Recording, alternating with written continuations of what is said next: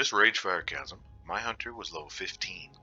I put 5 points into deflection, giving 5% parry chance, and 1 point in endurance training, giving my pet 3% more health. Now let's transition to what pet you should have.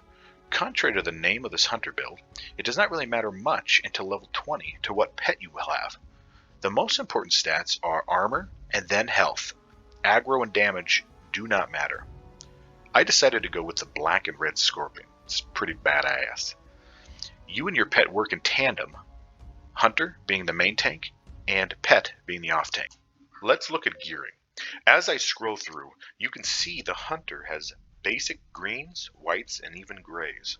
You do not need particular items to be a good tank. Stat priorities should be avoidance with a high emphasis of agility and stamina. Slower two-handed weapons are ideal for making initial aggro in melee. Before the instance starts, make sure your healer has pet health toggled in raid profiles. They will need to open the interface options, go to raid profiles, and checkmark display pets. It comes as no surprise that Ragefire is one of the most basic and banal instances when it comes to strategy, although it is a good introduction for Turtle Hunter tanking. For single targets, open with a distracting shot, which does 100 threat, then arcane shot, and end with a serpent sting. Once they get into melee range, open up with a solid raptor strike to the face. When pulling groups of 2, send your pet after the secondary target while the hunter tanks the primary. Try to remember to shoot your pet's target in between your melee auto attacks. If possible, have your pet always tanking enemies that deal physical damage. For groups of 3 trogs, have your pet take 1, while the primary target should be the shaman. As you pull groups back, you should be able to easily get the initial threat on both the shaman and the 3rd trog. Your pet's target should always be the second mob to die. By the time the primary target is dead, your group will not be able to pull aggro off the pet. You should pick up engineering. It's obviously good no matter what class you are, but it complements tanking as a hunter so well, giving you the ability to interrupt casts, do some AoE threat, and being able to gain some distance with bombs. So don't be like me and forget to buy Wing Clip at level 12. If your healer is low on mana, or you have a bad pull, you can slow enemies and kite them while keeping aggro, while taking little to no damage. Now we are up against the Felguard boss.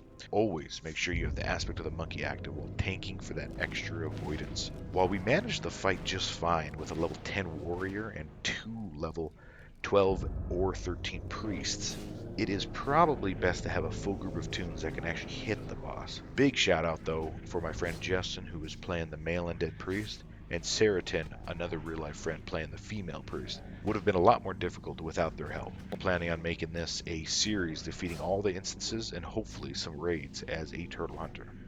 Now, what would have been helpful was to have Wing Clip. Even if the target cannot be slowed, you can spam it, dealing damage to increase the amount of threat you gain. Although, make sure to pay attention to how much mana you burn using it. Next up, we fight Jirgash the Invoker. Same strategy as any normal 3 enemy pull. Piece of cake.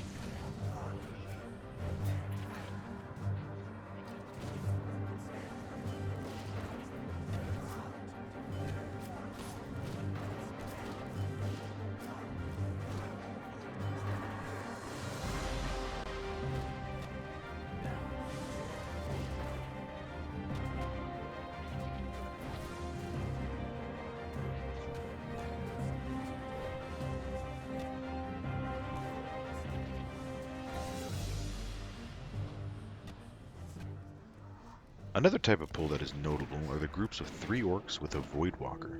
Use the same strategy as the 3 mob pulls, but have the DPS focused on that Voidwalker. There's no need to tank it. The Turtle Hunter can melee weave while also shooting the hell out of that Warlock. Now, again, it's always best to have your pet not tanking a caster.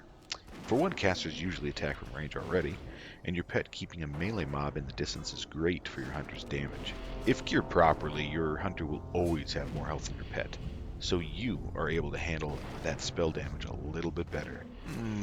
Did I mention a Wing Clip would have been pretty useful here? Alright, lastly for this video, we're going to tank and spank Bazalon. Let me split this group. Okay. That's okay, we got this. No problem, we have this. I'll just Wing Clip these mobs and it won't be a thing.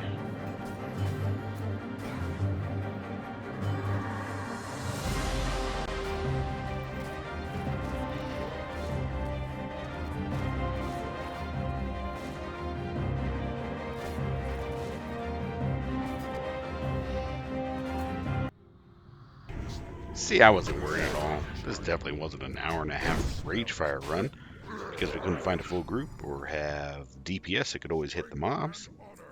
Hey guys, thank anyone for watching this. Look down in the description below if you have a character that would like to join us for making the next videos.